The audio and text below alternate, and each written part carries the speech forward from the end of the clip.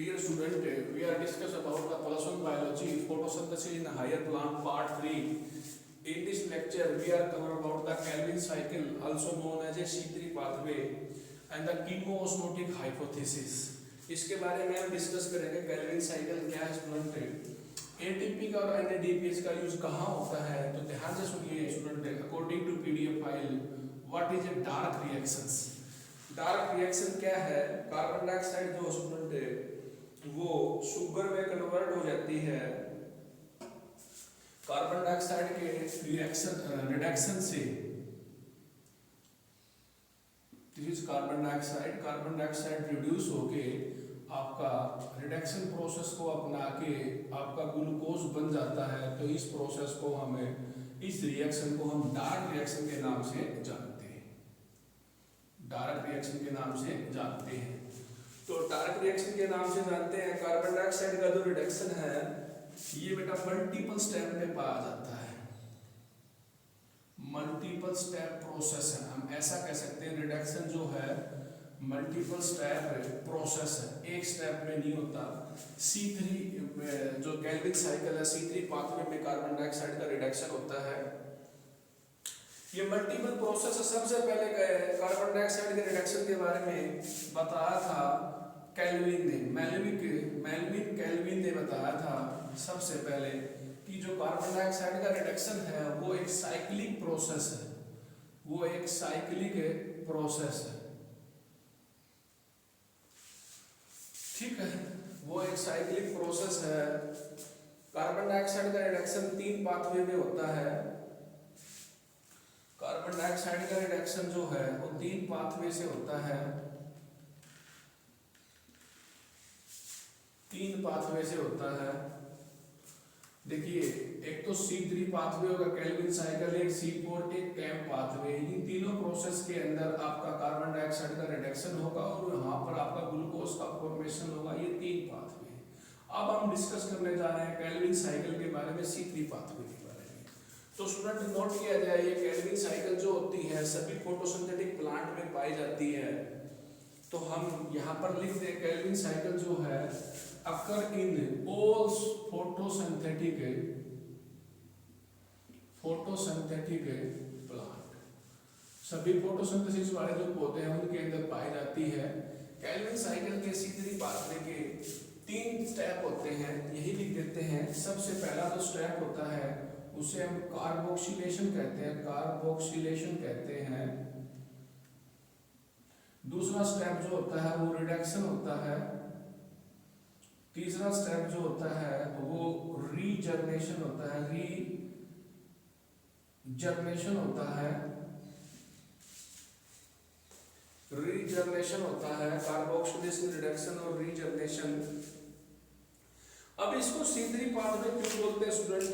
क्योंकि इस प्लांट के अंदर जो RuBP पाया जाता है वो कार्बन डाइऑक्साइड के साथ रिएक्ट करके 3PGA बनाता है, जो कि 3 कार्बन का कंपाउंड है। C3 3 कार्बन का कंपाउंड है। देखिए यहाँ पर लिख रखा है स्टूडेंट, कैल्विन साइकिल को देखिए साइक्लिक मैनर में कैसे लिखते हैं। RuBP जो है प्लांट के अंदर पाया जाता है, ठीक है। और वो RuBP रिएक्ट करता है कार्बोक्सिलेशन प्रोसेस के दौरान कार्बन डाइऑक्साइड के साथ, इसका यूज करता है और यहाँ पर बना देता है 3 कार्बन का कंपाउंड, जिसको बोलते हैं 3PGA।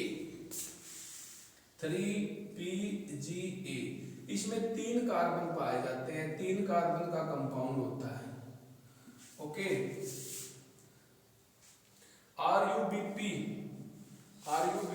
प्लस में CO2, RuBP इससे बनता है 3PGA, 3 कार्बन का कंपाउंड आपका बन जाता है। The plant in which a first stable product of a carbon dioxide fixation is that the 3 carbon compound is known as a C3 pathway।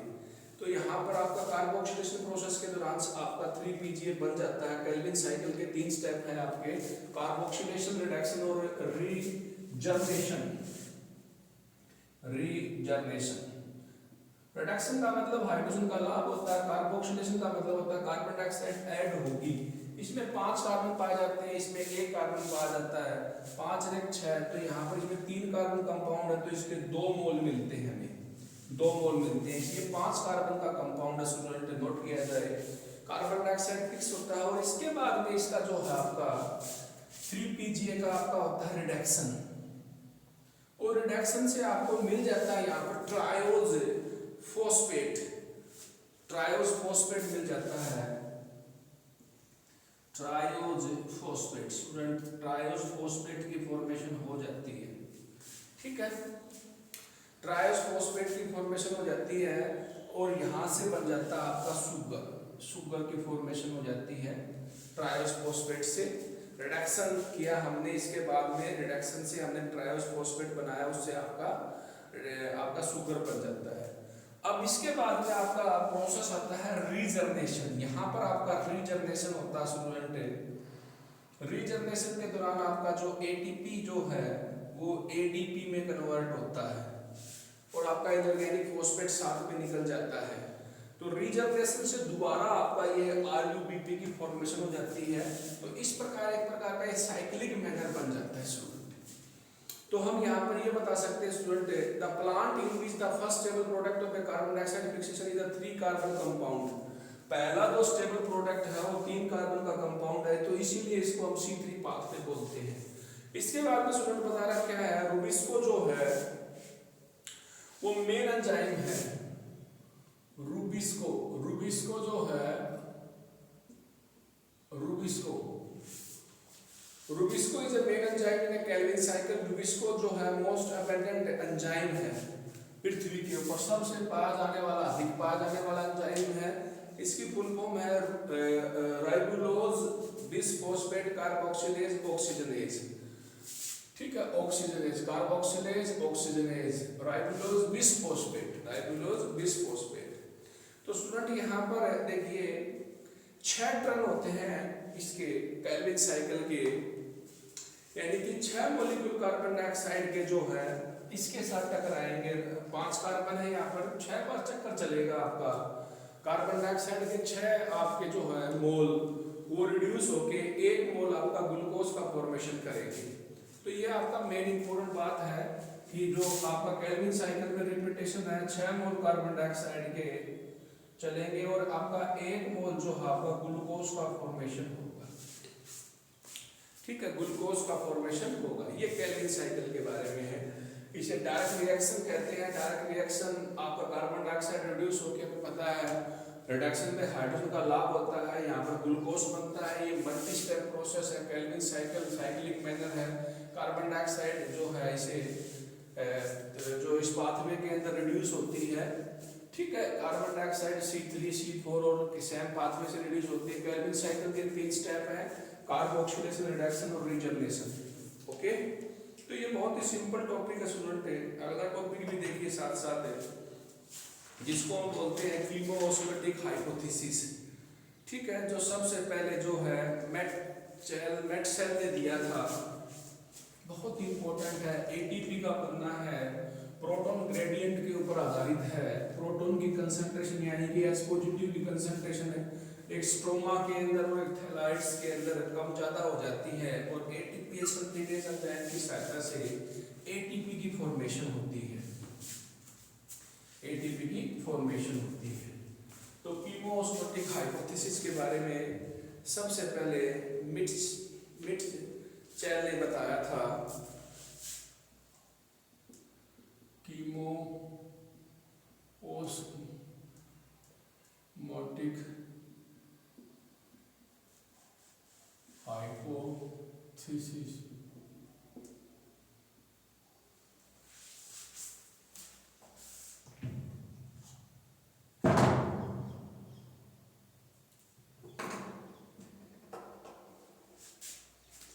ये कीमोस्मैटिक हाइपोथेसिस जो है सबसे पहले पीटर मिटचेल ने बताया था। ठीक है, ये 1961 के अंदर it is proposed by the Peter, it is proposed by the Peter Mitchell's. 1961 Peter Mitchell ने बताया था। ओके स्टूडेंट, कीमो हाइपोथेसिस में एटीपी का बनना स्टूडेंट ये थोड़ी बताती है। Explain the formation of ATP, explain the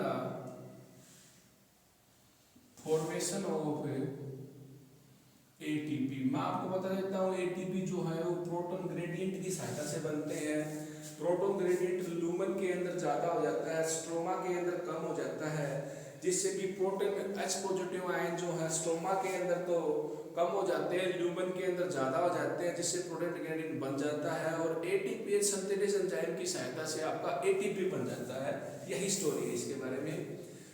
ये कहाँ होता है? ये थैलाकोइड्स मेम्ब्रेन के अंदर होता है। It take place in the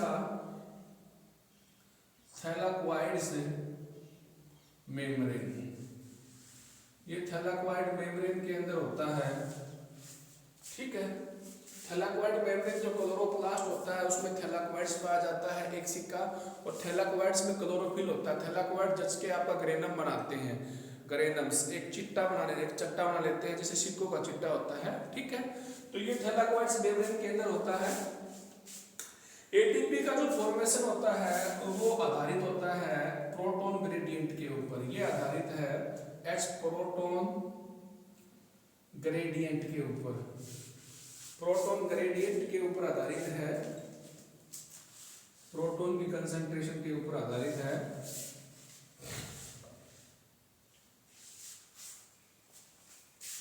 आगे बता रखा है कि जो प्रोटॉन ग्रेडियंट है, the formation of A proton gradient, वो कैसे बनता है ये प्रोटॉन का ग्रेडियंट। इसके 3 स्टेप बता रखे स्टूडेंट, यहाँ पर देखिए। The splitting of a water on the inner side of A membranes, यानी कि पहला जो प्रोटॉन ग्रेडियंट बनता है, formation of A proton gradient. Story को देखिए स्टूडेंट, प्रोटॉन ग्रेडियंट कैसे बनता है। प्रोटॉन ग्रेडियंट, ठीक है, प्रोटॉन ग्रेडियंट कैसे बनता है। Proton gradient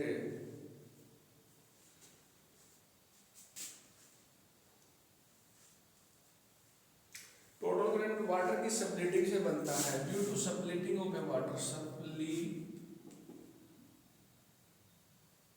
of a water, पानी के टूटने से आपका बनता है। वाटर की सप्लिटिंग से प्रोटॉन ग्रेडियंट बनता है। इसके बाद में बता रखा है कि प्रोटॉन की जो कंसंट्रेशन है वो स्ट्रोमा के अंदर कम हो जाती है और आपकी ल्यूमन के अंदर बढ़ जाती है। स्ट्रोमा के अंदर स्ट्रोमा के अंदर H पॉजिटिव आयन की कंसंट्रेशन कम हो जाती है और ल्यूमन के अंदर H पॉजिटिव आयन की कंसंट्रेशन बढ़ जाती है।